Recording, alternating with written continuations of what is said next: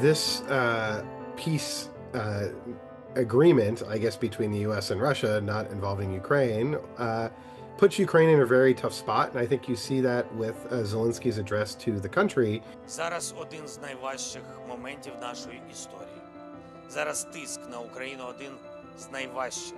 My sense is that Zelensky's preparing the country to say no to this sort of pressure, and then letting them know that this could be a very rough winter ahead. And I think the country is well aware of that. And I think he was trying to just sort of put the stakes very clearly about where things stand.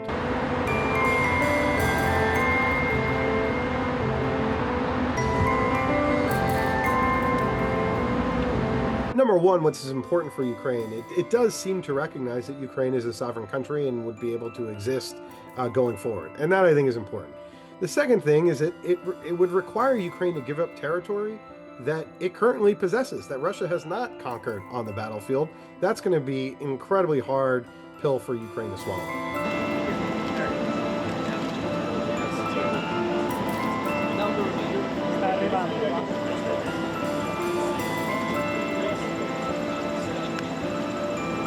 President Trump, sir, your message. The proposal is also confused about whether Ukraine has to recognize territory like Crimea as being legally part of Russia or not, and that's going to be a major sticking point.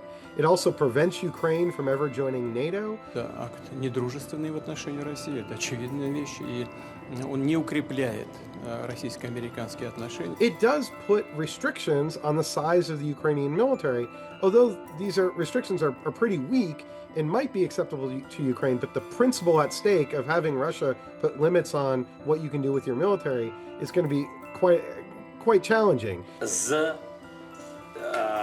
Тут чітка цифра, тому що все це з відео підтверджено. I think what Ukraine is going to try to do is say, look, this is maybe a starting point, but we have a lot of concerns. We're happy to sit down with the Russians and with you and with the Europeans and talk about this. And the question is, how does the U.S. respond?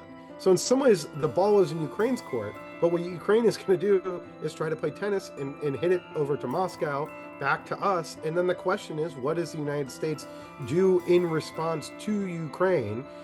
And does that mean the end of the U.S.-Ukrainian partnership? Which to have the president of Ukraine with us.